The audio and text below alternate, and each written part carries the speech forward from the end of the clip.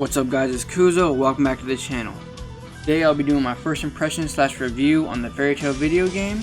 Before we get into that, like the video, subscribe, and hit the notification bell so that way you don't miss a video. A Fairy Tail video game is a turn-based RPG that follows the storyline of the Fairy Tail anime, picking up with the fight between Fairy Tail and Hades on Tenro Island and ending with the battle for the Book of END. With a turn-based RPG, I couldn't really get into it that much because I'm not really a fan of turn-based RPGs. As you'll see as I post more videos on my channel, I mostly play video games that are more, as you can call it, freeform, as in like tab targeting, like how Kakarot was, or hack and slash type fighting game. Turn-based is something that's a little stale for me because I feel like it gets boring kind of quick. The only real reason I picked this game up because I like the anime Fairy Tail, and I don't know, it's been a while since I've seen the anime, so I like reliving the moments of when I used to watch Fairy Tail back in the day.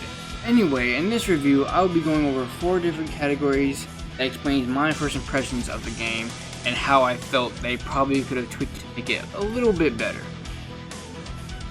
The cinematics of the game are very fleshed out, they don't seem stiff when they're moving around the screen, and the backgrounds don't seem bland either. Although there are some cutscenes where they didn't want to add certain characters, but instead they would present us with still images or just text bubbles to show that they're interacting with the other characters in the game. I feel like this was sort of a cop-out because they didn't feel like drawing certain characters, like I guess some characters like Miliana or the rest of the Fairy Tail guilds that were in the game, like during the Grand Magic games. I guess it's just something being picky on my part. I guess you probably need a higher engine to put all those people in there, but just I wish they would put more characters in the game than what they had presented to us in the first place. Even if they weren't all playable, I wish they could at least showed it to us, you know, in the in-game version. I also wish that the in-game cutscenes looked just as well as the cinematics, because I felt myself sometimes as I was playing, as I was looking at steelboard cutouts, and I was like,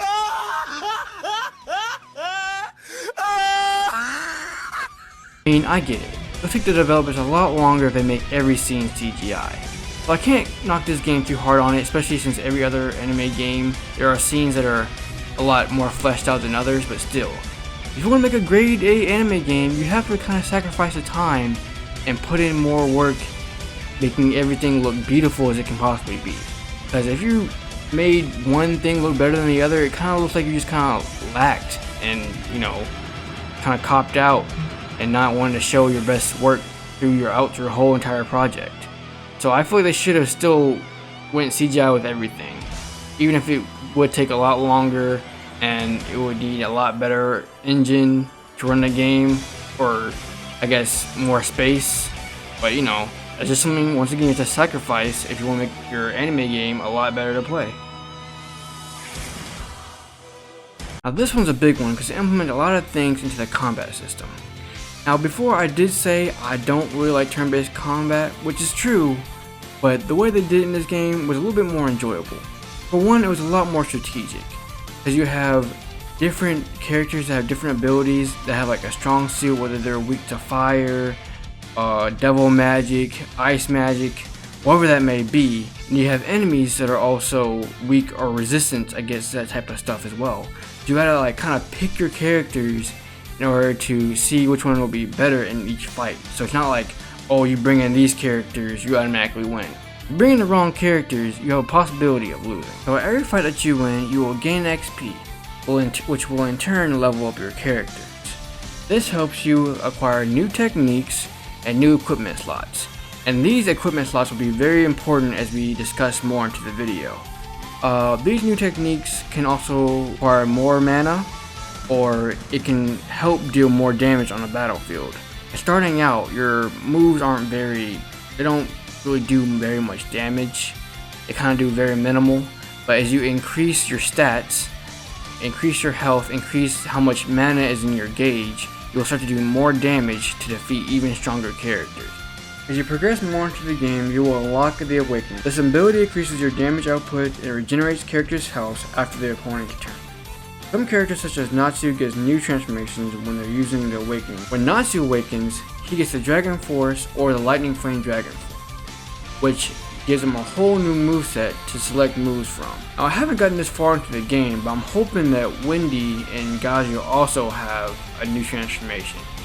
For example, I hope Gajio gets his Iron Shadow Dragon form, which should unlock more combat moves for him, and same thing with Wendy getting her Dragon Force form. The Awakening can also be used as a counterattack. As an opponent is about to attack you, you can also trigger this ability to a way you can neutralize their attack and regenerate health for yourself. This comes into luck sometimes because when you're taking damage, your Awakening bar fills up. So it's also can be used not only as an offensive mechanism, but also a defensive mechanism. This gauge right here allows you to perform magic change with everyone on your squad. At certain times, perform extreme magic. Extreme magic can only be used when the gauge is full. During this time, a strong support, or in this case Makarov, will come and do amazing damage on the battlefield. The same tactic can be used as like a last stand. Makarov will come onto the battlefield and give high defense to all the players on the battlefield and even resurrect some of the ones that have fallen. Now I really like this tactic because it's seen as like a last chance type thing, because sometimes you will be going up against strong opponents you will have to face in order to get somewhere else early in the story.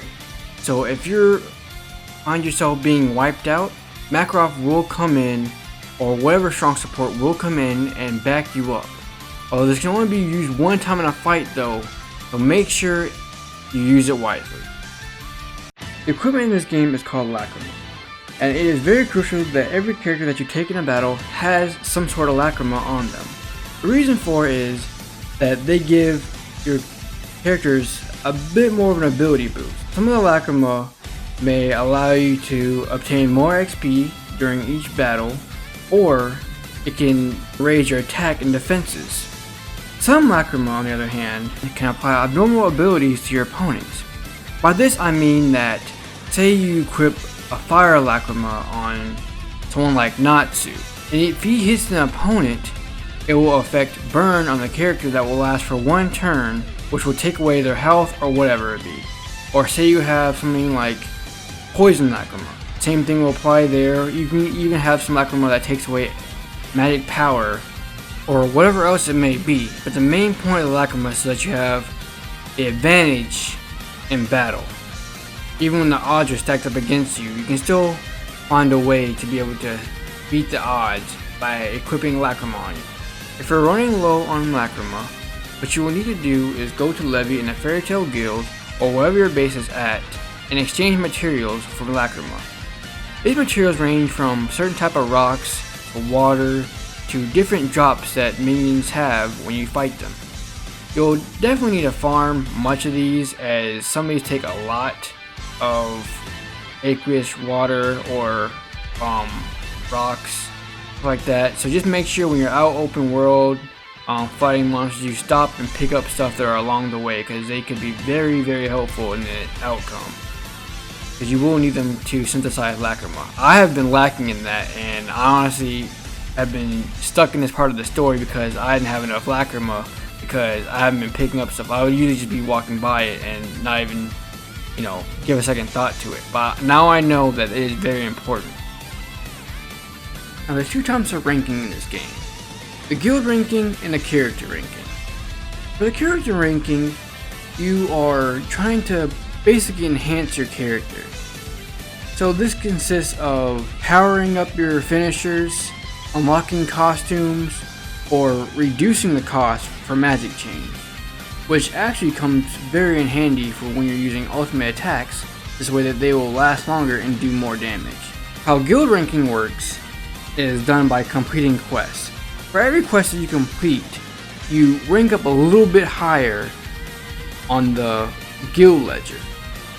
The guild ledger keeps track of all the ranks of different guilds in the Fairy Tail RPG. I do like the incentive that they give you for trying to climb higher on the guild ranking system.